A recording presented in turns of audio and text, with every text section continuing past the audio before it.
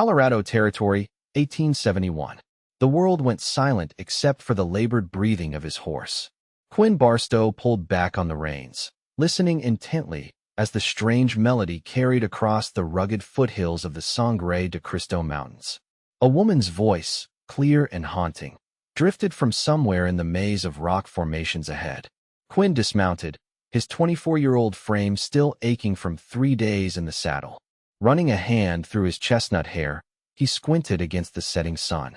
He'd been tracking a missing calf, one of several that had disappeared from his uncle's ranch over the past month. The last thing he expected was to find someone singing in this desolate stretch of wilderness. Tying his horse to a twisted juniper, Quinn followed the voice, his boots crunching on loose stone. The melody grew stronger as he approached a narrow ravine. Rounding a boulder, he froze. 30 feet ahead, a young woman knelt beside a fallen deer, her slender hands moving with practiced precision over the animal's wounded flank. Her copper-colored hair cascaded down her back, partially contained by a faded blue ribbon that matched the patched dress she wore. What caught his attention most, however, was not her striking appearance but what surrounded her. A fox with a splinted leg watching cautiously from nearby, a hawk with bandaged wings perched on a rock, and several smaller creatures lingering within the safety of her presence. Quinn must have disturbed a stone, for the woman's head snapped up, her song cutting off abruptly. Eyes wide with alarm, the clearest green he'd ever seen, locked onto him.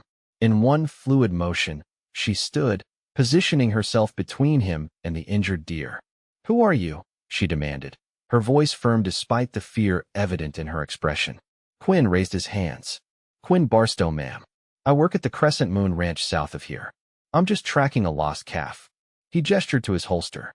"May I?" When she nodded warily, he slowly unbuckled his gun belt and set it on the ground as a sign of good faith.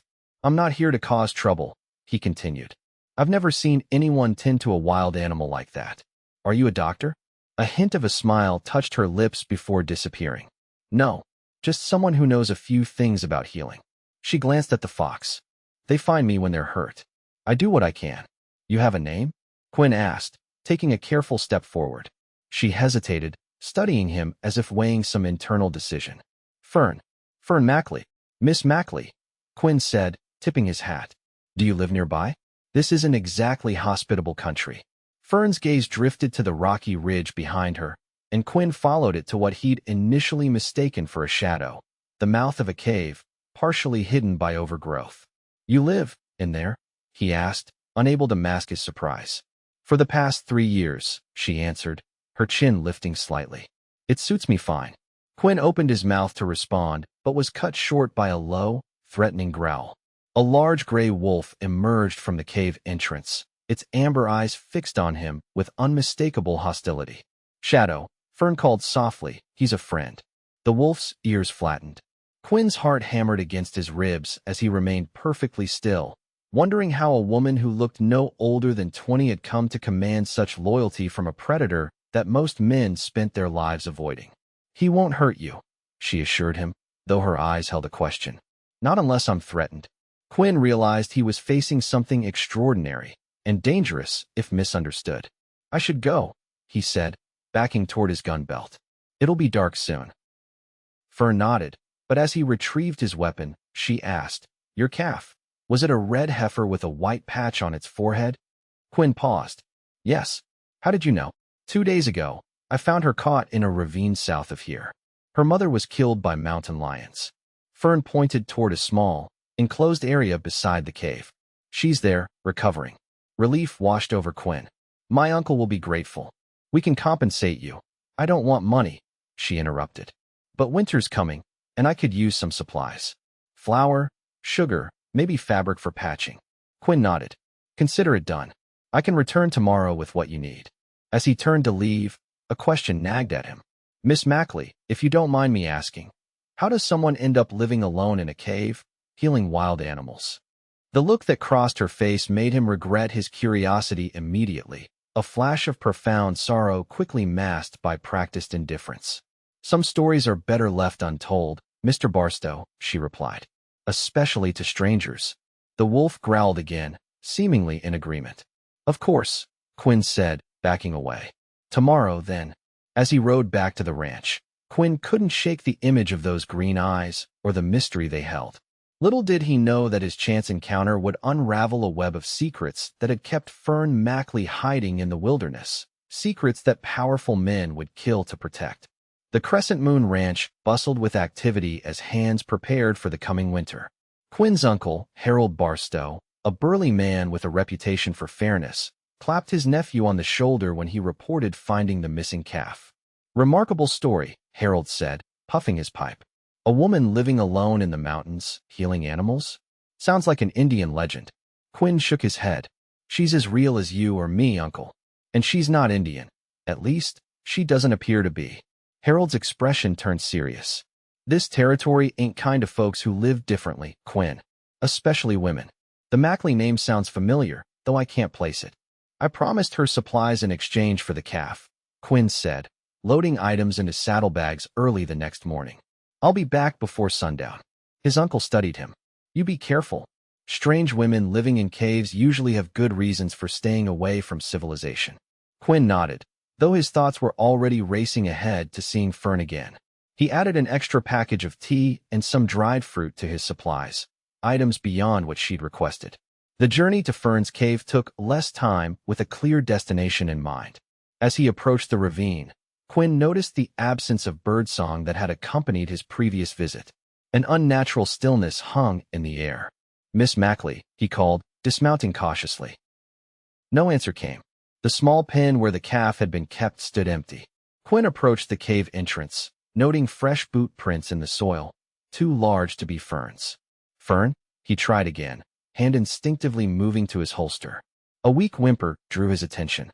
Behind a cluster of boulders, he found the wolf, Shadow, bleeding from a bullet wound in his flank. The animal growled feebly, but made no move to attack. "Easy, boy," Quinn murmured, kneeling beside the injured animal. "Where is she?" The interior of the cave told a story of struggle. Overturned containers, scattered herbs, and most alarmingly, drops of blood leading toward the entrance. Near the back wall, Quinn discovered a small journal bound in worn leather, its pages filled with detailed drawings of plants and animals alongside careful notes about their medicinal properties. The last entry, dated yesterday, read, "If Q. Barstow returns, tell him nothing. Some gifts are too dangerous when discovered." Quinn's blood ran cold. Had his innocent questions put Fern in danger? He tucked the journal into his vest and returned to Shadow, who watched him with pained eyes. "I'll find her," Quinn promised, quickly fashioning a crude bandage for the wolf using techniques he'd observed Fern using on the deer. "But first, I need to get you help." Using his coat and considerable effort, Quinn managed to create a makeshift sled for the injured wolf. The animal, seemingly understanding Quinn's intentions, remained docile as they made their slow way back to the ranch. Harold's eyebrows nearly disappeared into his hairline when Quinn arrived with the wounded predator. "Have you lost your mind, boy?" "He's hers," Quinn explained, already gathering medical supplies. "And he's hurt because someone took her. I need to find out who." As Quinn worked to clean Shadow's wound, his uncle's expression darkened. "Mackley? Now I remember. There was a doctor named Edward Mackley in Denver some years back. Brilliant man, but controversial. Claimed he'd discovered botanical compounds that could cure ailments that stumped conventional medicine. The medical establishment called him a fraud." Quinn looked up sharply. "What happened to him?" "Died in a fire, along with his wife. His laboratory and all his research were destroyed." Harold stroked his beard thoughtfully. "Had a daughter, as I recall. She would have been young, maybe 15 at the time." "That was 3 years ago," Quinn said, pieces falling into place. "The same time Fern started living in the cave." Harold's eyes widened. "You think she's Mackley's daughter? That she's carrying on his work?" "With animals," Quinn confirmed, finishing Shadow's bandage. "And someone knows about it now. Someone who might want whatever knowledge she has." His uncle paced the barn floor. There were rumors about Mackley's work, that powerful interests wanted to control it. Some even suggested the fire wasn't an accident. Quinn stood, determination hardening his features. "I need to find her, uncle. Where would someone take a girl with medical knowledge in these parts?" Harold's expression grew grim. "If it's who I think it might be, there's only one place. Hargrove Sanitarium." Hargrove Sanitarium loomed against the mountainside like an architectural afterthought, its stone walls and barred windows more reminiscent of a prison than a place of healing. Quinn observed the facility from a ridge, counting guards and noting the rotation of staff as dusk approached. 3 days had passed since Fern's disappearance.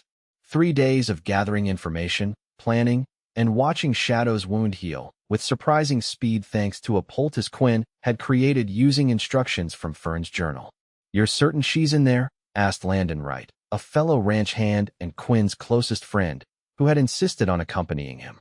"As certain as I can be," Quinn replied, lowering his spyglass. The director, Dr. Caldwell, was one of the loudest critics of Fern's father. "According to what we've learned in town, he's been buying up property all around these mountains, searching for something." "Medicinal plants," Landon suggested. Quinn shook his head. "Not just plants. Knowledge." Fern's father apparently developed methods of combining and preparing herbs that made them far more effective than anything modern medicine has. If Caldwell could claim those discoveries as his own, he'd be famous. Rich, too, Landon concluded. "So what's the plan?" Quinn pointed to a service entrance on the building's east side. "There's a delivery scheduled at dusk. We'll use that distraction to get inside. Once there, we find Fern and get out before anyone realizes what's happened." What Quinn didn't share with his friend was the growing tightness in his chest whenever he thought about Fern, her quiet strength, the gentle way she tended to creatures others would destroy without hesitation, the mystery in her eyes. In just one brief encounter, she had awakened something in him he hadn't known existed. As darkness fell, the two men made their way down the ridge, dressed in nondescript clothing that wouldn't draw attention. The delivery wagon arrived precisely on schedule, and amid the commotion of unloading supplies, they slipped through the service entrance. Inside, the sanitarium's sterile halls echoed with distant sounds, moans of patients, the crisp commands of nurses, the occasional clatter of medical instruments. Quinn and Landon separated, each taking a different wing as planned. Quinn moved cautiously through the dimly lit corridors, checking rooms and avoiding staff. Most patients were elderly or visibly unwell, their vacant expressions suggesting heavy sedation. The thought of Fern among them made his stomach clench with anger. As he rounded a corner, voices drifted from a partially open door, one of them immediately recognizable as Dr. Caldwell's from Quinn's inquiries in town. "The girl remains uncooperative," Caldwell was saying, his tone clipped with frustration. "Despite our best persuasive methods, she refuses to divulge her father's formulas. Perhaps stronger measures are required," suggested a second voice. "We've invested too much to come away empty-handed." "Patience, Mr. Reynolds. Breaking the mind is delicate work. Push too hard, and we risk destroying the very knowledge we seek to extract." Quinn's hands balled into fists. He was about to move on when Caldwell continued. "Besides, her unusual affinity with animals presents additional research opportunities. I've never seen anything like it. The creatures respond to her as if they understand her intent. If we could harness that ability." "You promised results, Doctor, not more research projects," Reynolds snapped. "The girl is in the East Wing, Isolation Room 3. I want to see her myself." Quinn retreated quickly, making his way toward the East Wing. His heart pounded against his ribs as he navigated the labyrinthine corridors, evading orderlies and searching for isolation rooms. He found them behind a heavy iron door that, thankfully, had been left ajar by a careless attendant. The hallway beyond was eerily quiet, with 5 doors spaced evenly along its length. Each bore a small, barred window. Quinn checked the first 2 rooms, both empty. At the third door, he peered through the bars and felt his breath catch. Fern sat huddled in the corner of a sparse room, her copper hair dulled by grime, her dress replaced by a thin hospital gown. Her arms bore bruises, and a vacant expression had replaced the spirited determination he remembered. A heavy metal chain secured her ankle to a bolt in the floor. Rage coursed through Quinn like wildfire. He tried the door, locked, as expected.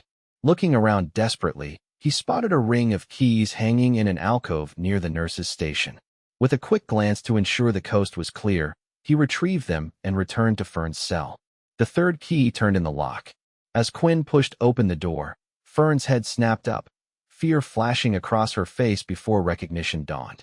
"Quinn, she whispered, her voice hoarse. How did you? No time, he interrupted, kneeling to examine the ankle chain. We're getting you out of here. Finding the right key for the shackle took precious seconds that felt like hours. As the metal cuff fell away, Quinn helped Fern to her feet, steadying her as she swayed. They've been drugging me, she explained weakly, trying to make me tell them about my father's work. Quinn's jaw tightened. Did you? Fern shook her head. Never. Those formulas in the wrong hands would. She broke off, clutching Quinn's arm as voices approached from the corridor. This way, Quinn urged, guiding her toward the door. But as they reached the threshold, Fern stumbled, her legs giving out beneath her. Without hesitation, Quinn swept her into his arms. Hold on to me, he whispered. They had barely made it halfway down the corridor when the alarm sounded, a shrill bell that echoed through the building. Footsteps pounded from multiple directions. We're trapped, Fern breathed against his neck. Quinn turned, searching frantically for an escape route. At that moment, a door burst open further down the hall, and Landon appeared. This way, his friend hissed, gesturing urgently. Service stairs to the basement. There's a tunnel that leads to the boiler room. Quinn followed, cradling Fern against his chest as they descended narrow stairs and navigated a dank passageway. Behind them, shouts and running footsteps grew louder. The wagon is waiting behind the coal shed, Landon explained as they emerged into the boiler room. But we've got company. 2 guards stood by the exit, already alerted by the alarm. Landon didn't hesitate.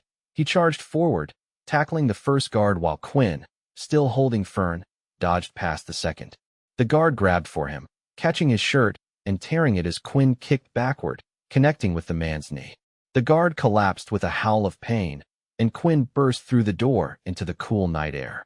The waiting wagon appeared just yards away, its driver, another ranch hand named Tucker, looking anxiously in their direction. Go, Quinn shouted as he approached, lifting Fern into the wagon bed where blankets had been laid out. Landon emerged from the building moments later, sporting a bloody lip but grinning triumphantly. He leapt onto the wagon as Tucker snapped the reins, and they lurched forward just as more guards poured from the sanitarium. A shot rang out, splintering wood near Quinn's head. He ducked, covering Fern's body with his own as Tucker urged the horses to a gallop. Are you hit? Fern asked, her eyes wide with concern despite her weakened state. No, Quinn assured her, brushing a strand of hair from her face. I promised Shadow I'd bring you back safely. At the mention of the wolf, tears welled in Fern's eyes. Shadow's alive. I thought they'd killed him. He's recovering at my uncle's ranch, Quinn said. Stubborn creature wouldn't let me leave without him. As the wagon raced into the night, putting distance between them and the sanitarium, Quinn realized their journey had only begun. Caldwell would not give up easily on the knowledge he coveted, knowledge that Fern still carried. The same knowledge that had gotten her parents killed. Dawn broke over the Crescent Moon Ranch as the wagon rolled through the main gate. Harold Barstow stood waiting, shotgun in hand, flanked by several armed ranch hands. Any pursuit? He asked as Tucker brought the horses to a stop. None that we could see, Landon reported, jumping down. But they'll be coming. Quinn lifted Fern from the wagon, alarmed by how light she felt in his arms. The drugs they'd forced on her had left her drifting in and out of consciousness during their escape. Get her inside, Harold ordered, his weathered face creased with concern. Lucy will tend to her. Lucy Winters, the ranch cook who had nursed many a cowboy back to health, quickly prepared a room for Fern. Shadow, hearing the commotion from the barn where he'd been recuperating, howled until Quinn brought him to Fern's bedside. The wolf immediately settled beside her, resting his massive head near her hand. I've never seen anything like it, Lucy remarked, watching the wolf's protective vigilance. That animal understands more than most people I know. Over the next 2 days, Fern regained her strength under Lucy's care. The effects of the drugs gradually wore off, revealing more of the spirited woman Quinn had first encountered. When she was well enough to sit up, he brought her journal to her. You kept it, she said, running her fingers over the worn leather. It helped me understand what Caldwell was after, Quinn explained, sitting beside her bed. And how to tend to Shadow. Fern's eyes searched his. You used one of my father's formulas? Quinn nodded. The instructions were clear enough, even for someone with no medical training. Shadow healed faster than any wound I've ever seen treated. A heavy silence fell between them, filled with unasked questions. Finally, Fern spoke. My father discovered ways to enhance the natural healing properties in plants. Combinations and preparations that made them far more effective than conventional medicine understood. She stroked Shadow's fur absently. When he presented his findings to the medical society in Denver, they ridiculed him. All except Dr. Caldwell, who recognized the value of his work. Caldwell wanted the formulas for himself, Quinn guessed. Fern nodded.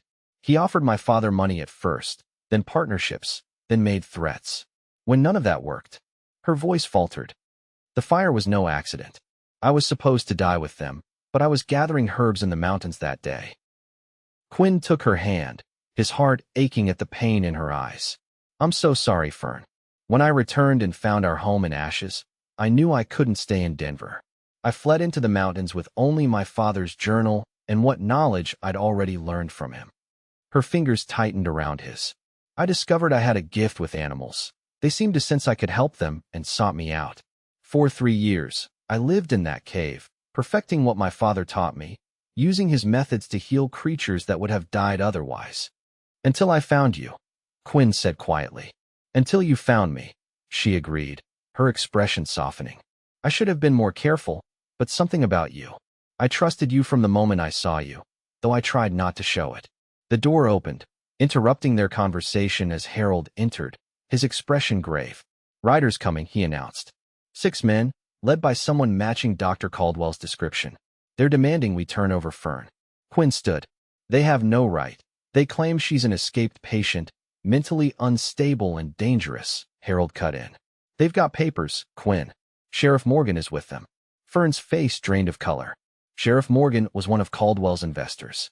He helped cover up the investigation into my parents' deaths. Harold nodded grimly. I suspected as much.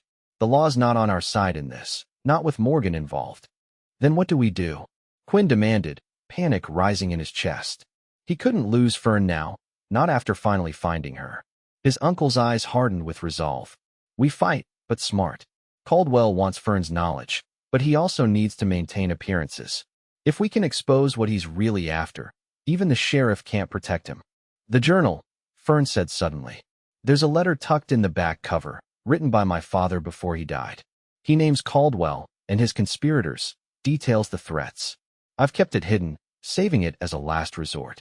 Quinn retrieved the journal, finding the sealed envelope exactly where Fern had described. The yellowed paper contained a detailed account of Edward Mackley's discoveries and the increasingly dangerous efforts of Caldwell and his associates to obtain them. This could work, Harold said after reading it. But we need witnesses beyond ourselves, respected citizens who can't be dismissed or intimidated. A plan quickly formed. While Landon rode to fetch Judge Wilson from the neighboring county and Doc Bennett from town, both men known for their integrity, Quinn helped Fern to the ranch's root cellar, where she would remain hidden until their allies arrived. I should have destroyed that letter years ago, Fern said as they descended the cellar stairs. But I couldn't bear to erase my father's last words. It might save your life now, Quinn pointed out, and expose Caldwell for what he is. In the cool dimness, surrounded by preserves and root vegetables, Quinn found himself standing too close to Fern, their breath mingling in the confined space. Something shifted between them, the tension that had been building since their first meeting crystallizing into a moment of perfect clarity. I've never met anyone like you, Quinn whispered, reaching up to touch her cheek. You've changed how I see the world. Fern leaned into his touch. I've spent 3 years hiding, convinced I'd never trust another human being.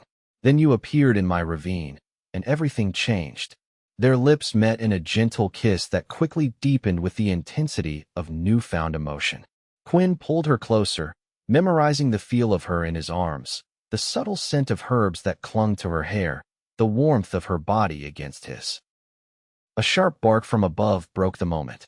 Shadow stood at the top of the cellar stairs, his ears alert. They're here, Fern whispered, fear returning to her eyes. Quinn drew his revolver. Stay here. Whatever happens, don't come out until either I or my uncle calls for you. As he climbed the stairs, Shadow followed, positioning himself protectively at Quinn's side. Together they emerged into the afternoon sun, where Caldwell and his party had dismounted in the ranch yard. Dr. Caldwell cut an imposing figure, tall and lean, with a silver-streaked beard and cold eyes that assessed everything with clinical detachment. Beside him, Sheriff Morgan looked uncomfortable, avoiding Harold's gaze. "Mr. Barstow," Caldwell called, addressing Harold. "I believe you're harboring a patient of mine, a deeply disturbed young woman who requires professional care." Harold stood on the porch, shotgun held casually but ready. "No disturbed women here, Doctor. Just hard-working ranch folk."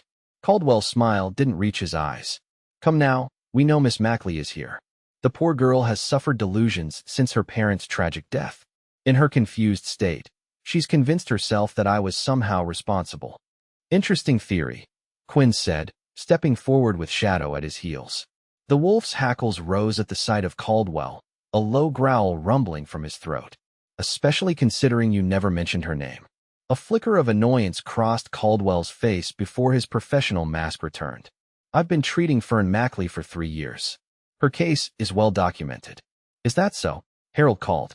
"Funny, because according to the territorial records we checked yesterday, Fern Mackley was declared dead alongside her parents. No record of her being admitted to your sanitarium exists."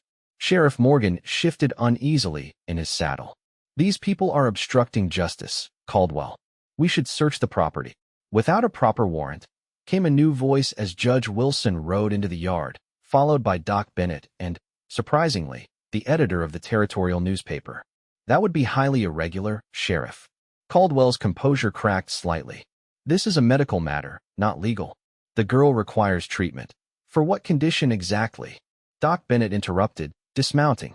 "As the county physician, I'd be very interested to hear your diagnosis, Dr. Caldwell." The trap was closing. Caldwell glanced at his men, a silent signal passing between them. Quinn tensed, sensing the situation balancing on a knife's edge. "This is absurd," Caldwell snapped. "The girl possesses information that rightfully belongs to the medical community, research that could advance science. Her father was a thief who stole concepts from legitimate doctors and claimed them as his own." "That's not what Dr. Mackley wrote before his death," Judge Wilson said, producing the letter Fern had preserved. "This document details how you threatened him when he wouldn't sell his discoveries that were independently verified by colleagues in Chicago and St. Louis." The newspaper editor leaned forward eagerly, scribbling in his notebook as Caldwell's face darkened with rage. "Where is she?" he demanded, his pretense of professional concern vanishing. "Those formulas are worth a fortune." At that moment, the unmistakable sound of a rifle being cocked cut through the tension. All eyes turned to see Fern standing on the bunkhouse roof, Quinn's Winchester trained steadily on Caldwell. "They're not for sale," she called, her voice carrying across the yard. "Not to you, not to anyone. My father wanted to help people, not make men like you rich." Sheriff Morgan reached for his pistol, but froze when Shadow let out a fierce snarl, crouching as if to spring. Around the yard, Harold's ranch hands had positioned themselves strategically, weapons trained on Caldwell's party. "You're outnumbered, outgunned, and now you're exposed," Harold stated flatly. "Judge Wilson has heard your confession. The newspaper will print the truth about Edward Mackley's murder, and Doc Bennett can testify that Fern is of sound mind." The standoff stretched for a long, tense moment before Sheriff Morgan slowly raised his hands. "I was only told the girl was unstable, Caldwell. You never mentioned murder." Caldwell's face contorted with fury as his allies began to distance themselves. "You fools have no idea what you're giving up. Those formulas could transform medicine." "They will," Fern replied, lowering the rifle slightly. "But they'll be shared freely, as my father intended. Not hoarded for profit." Judge Wilson stepped forward. "Dr. Caldwell, you're under arrest for the murders of Edward and Margaret Mackley, the attempted abduction of Fern Mackley, and conspiracy to commit fraud." As the judge read off the charges, Quinn climbed to the bunkhouse roof, taking the rifle gently from Fern's hands. "You were supposed to stay hidden," he chided softly. Fern's eyes never left Caldwell as the man was disarmed and bound. "I'm done hiding," she said. "I've been running from my father's legacy for 3 years. It's time I honored it instead." Quinn's heart swelled with admiration. "What will you do now?" Fern turned to him at last, her expression softening. "I don't know. For so long, survival was my only goal. Now," she hesitated, vulnerability crossing her features. "Now I have possibilities I never imagined." "Stay," Quinn said simply, taking her hand. Stay here. The ranch has plenty of land, places where animals can come to you for healing. My uncle already said he'd welcome your knowledge. Hope flickered in Fern's eyes. And you? What would you welcome? Quinn drew her close, uncaring of the drama still unfolding in the yard below. Everything, he whispered against her lips. Your healing, your courage, your heart, if you're willing to share it. Their second kiss held promise rather than desperation, the beginning of something neither had dared dream possible. Summer, 1873. The cabin nestled against the foothills gleamed with fresh whitewash in the morning light. Smoke curled lazily from its chimney as Quinn approached on horseback, a smile spreading across his face at the sight of copper hair shining in the garden. Fern straightened as he dismounted, brushing soil from her hands and coming to meet him. At 2 years married, she still made his heart skip when she smiled. You're back early, she said, rising on tiptoes to kiss him. Uncle Harold has everything under control, Quinn replied, his arms encircling her waist. The cattle drive went smoothly. Shadow emerged from beneath the porch, gray muzzle now flecked with white, but eyes still bright as he greeted Quinn with a dignified nod before returning to his favorite spot. How are your patients? Quinn asked, following Fern to the small barn they had converted into what the locals now called the healing place. Inside, cages and enclosures housed various injured wildlife, a young eagle with a splinted wing, 2 fox kits whose mother had been killed by hunters, a fawn recovering from a mountain lion attack. In the corner, a large work table held bottles, herbs, and equipment for preparing Fern's remedies. Healing well, Fern replied, checking the eagle's splint. And the formulas for human ailments are showing promise too. Doc Bennett says the fever tonic saved 3 children in town last month. After Caldwell's arrest and subsequent conviction, Fern had gradually begun sharing her father's medical knowledge. Working with Doc Bennett and physicians from Denver who respected Edward Mackley's original work, she had established a reputation as a gifted healer whose methods bridged traditional and modern medicine. Your father would be proud, Quinn said, wrapping his arms around her from behind. And so am I. Fern leaned back against him, her hands covering his where they rested on her stomach. We received another letter from that medical college in Boston. They want me to document everything for their journal. Will you? Some of it, she decided. The basic principles, yes. But certain combinations and methods, those I'll only teach in person to people I trust. She turned in his arms, a mysterious smile playing on her lips. Speaking of teaching, Quinn raised an eyebrow. What is it?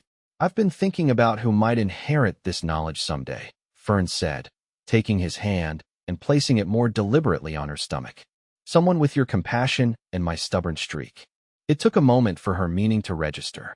When it did, Quinn's eyes widened in wonder. Are you saying? Fern nodded, joy illuminating her face. In about 7 months, if my calculations are correct.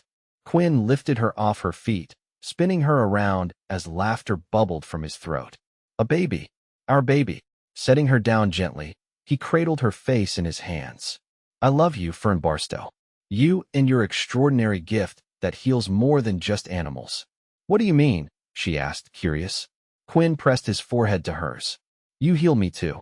I was just drifting before I found you, following the expected path without question. You showed me a different way to see the world, with compassion for all living things, courage to stand against injustice, and love that transforms everything it touches. Fern's eyes glistened with tears. We healed each other, she whispered, and now we'll build something new together. As the mountain breeze carried the scent of pine and wildflowers through the open barn door, Quinn held his wife close, marveling at how a chance encounter with a woman who lived in a cave healing injured animals had led him to the greatest adventure of his life. A journey of love, purpose, and the kind of healing that reaches far beyond wounds of the body to touch the very soul. Shadow watched from the doorway, his amber eyes reflecting contentment as the 2 humans embraced, surrounded by creatures who had found safety in their care. A family unlike any other in the Colorado Territory, but perfect in its own wild, wonderful way.